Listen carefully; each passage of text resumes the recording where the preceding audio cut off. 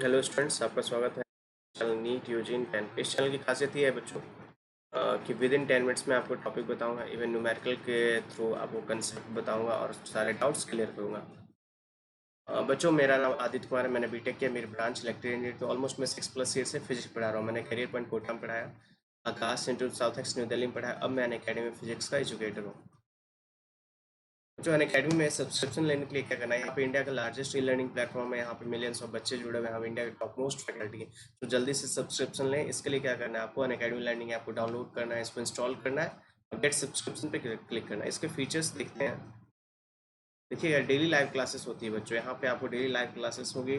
Comment section में जाके आप डाउट्स पूछ सकते हैं, क्वेश्चन आंसर डिस्कशन कर सकते हैं। लाइव टेस्ट एंड क्विज़ेस होती है। क्वेश्चन के माध्यम से आपको मोर इंटरेक्टिव वे में सब्जेक्ट को सिखाया जाएगा। पोलिंग होती है, रैंकिंग बताई जाती है। तो इंटरेक्टिव वे में सब्जेक्ट को सिखाया जाता है। स्ट्रक्चर कोर्सेस ऑल सोर्स जो है, आपको सिलेबस टाइम पे खत्म होगा, सिलसिलेवार ढंग से खत्म होगा। अनलिमिटेड एक्सेस का मतलब बच्चों, आपने एक बार सब्सक्रिप्शन ले लिया तो आपको आप सभी भी जो भी टीचर्स हैं सबके एक्सेस लाइव क्लासेस ज्वाइन कर सकते हैं प्लस कोर्सेज के।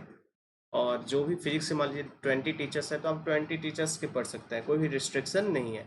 और यहाँ पे जो भी वीडियो आप डालेंगे, जो भी क्लासेस होती है उसकी वीडियो रिकॉर्डेड हो जाती है, जो आप एक्सेस कर सकते हैं बाद में भी रिवीजन के लिए। बच्चों, यहाँ चार्जेस देखते हैं। जो 10% का डिस्काउंट है ना, जो 10% का डिस्काउंट है सब में बच्चों, ये कब मिला है, जो मेरा रेफरल कोड आदित्य यूज कीजिएगा तो 10% का डिस्काउंट मिलेगा। नीट जेई किसी भी तरह के कोर्सेस में आप मेरा रेफरल कोड यूज कर सकते हैं। अब मान लीजिए पर मंथ चार्ज है 5400, 3 मंथ का चार्ज कितना है 4500, 6 मंथ का 3600, 12 मंथ का है पर मंथ 2250, 24 का है बच्चों 1350 पर मंथ। अब देख रहे हैं ये और ये बहुत ज़्यादा कॉस्टली है। आपके लिए सबसे बेस्ट 12 और 24 मंथ्स के लिए होगा। वो जो सरफेस टेंशन, नया टॉपिक शुरू करते हैं अब हम इसमें। सरफेस टेंशन इसको समझिएगा होता क्या है।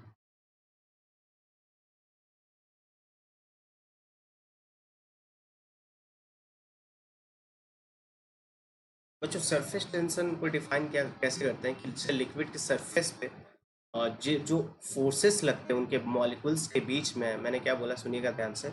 सरफेस टेंशन को डिफाइन कर रहा हूँ। जो मॉलिक्यूल्स के बीच में, सरफेस पे जो मॉलिक्यूल्स के बीच में जो फोर्सेस लगते हैं, जो एक तरह से काम करते हैं कि वो इलास्टिक मेम्ब्रेन है, जो स्ट्रेस्ड इलास्टिक मेम्ब्रेन है, जो अब एक मिनिमम एरिया कवर करने की हमेशा कोशिश करेगी, उसको क्या बोलते हैं, सरफेस टेंशन।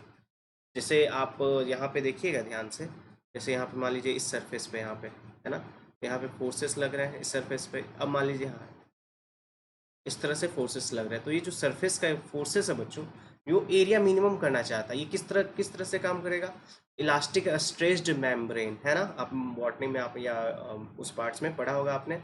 आप जैसे इसका एग्जांपल्स ले सकते हैं। जैसे दो मिल्क को बॉईल करते हैं तो उसके ऊपर एक लेयर जम जाता है ना। आप देखिएगा कि साइड से है जो उसका कवर छूट जाता है, वो मिनिमम एरिया मेंटेन करने की कोशिश करता है ना। किस कारण, सरफेस टेंशन के कारण। अब मान लीजिए वाटर वाटर ड्रॉपलेट्स जब अब बारिश होती है तो वो जो स्फेरिकल शेप की होता है, सरफेस टेंशन के कारण। मिनिमम एरिया किसी भी मान लीजिए कोई है तो सरफेस टेंशन एरिया किसका कम होगा, आप स्फेरिकल शेप का क्या होगा, कम होगा, है कि नहीं। तो सरफेस टेंशन के कारण वो आपको मिनिमम। अब मान लीजिए इसमें एक लिक्विड लिया मैंने, एक लेयर ले लिया, यहाँ से एक लेयर उठाया यहाँ पे। तो फोर्स ये जो लग रहा है इस तरह से है ना। तो ये जो फोर्स आएगा एक तो लेयर के एक लाइन के परपेंडिकुलर रहेगा और सरफेस के क्या पैरेलल रहता है। सारे सरफेस के क्या रहता है, इस सरफेस के पैरेलल। ये जो सरफेस है इसके पैरेलल है कि नहीं। फोर्सेस जो लग रहे हैं यहाँ पे इसके पैरेलल है। और ये सरफेस मान लीजिए मैंने एक लाइन, इमेजिनरी लाइन कंसीडर किया, इसके परपेंडिकुलर है। तो ये फोर्सेस लगते हैं चारों तरफ से। तो सरफेस टेंशन को डिफाइन करेंगे हम, फोर्स पर यूनिट लेंथ।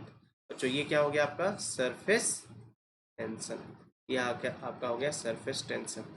चलिए, इसकी यूनिट क्या हो जाएगी, इसकी यूनिट हो जाएगी बताइए। इसका यूनिट हो जाएगा आपको न्यू न्यूटन पर मीटर, ठीक है ना। डायमेंशन इसका बताइए, डायमेंशन हो जाएगा इसका बताइए जल्दी से।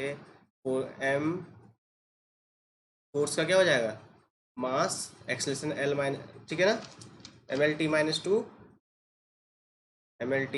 By L. कितना बताइए, एम टी माइनस 2 है ना। मास डिवाइड बाई एक्सेलरेशन पर यूनिट लेंथ एल एल करके एम टी माइनस 2। इसका डायमेंशन हो गया बच्चों ये, ठीक है। ये ऐसा यूनिट हो गया न्यूटन पर मीटर, ठीक है। अब देखिए इसके कुछ और पॉइंट्स देखते हैं, आप ध्यान से सुनिएगा।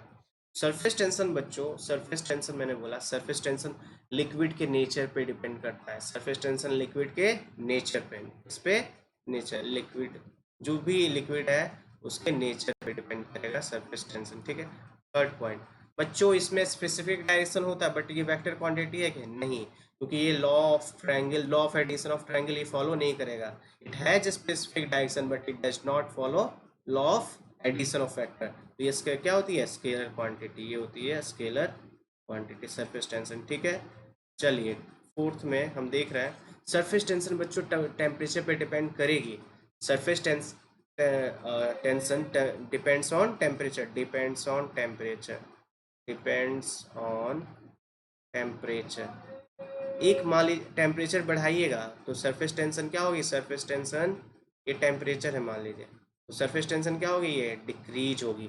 एक क्रिटिकल टेम्परेचर में सरफेस टेंशन जीरो हो जाती है ना। सरफेस टेंशन जैसे मान लीजिए लिक्विड लिया आपने, उसको गर्म करे, स्टीम होगा, वेपराइज होगा, तो सारा मॉलिक्यूल्स है उसके बीच में इंट्रैक्शन सारा खत्म हो जाएगा ना, सरफेस टेंशन खत्म, ठीक है। और कुछ देखते हैं, और कुछ पॉइंट्स देखते हैं।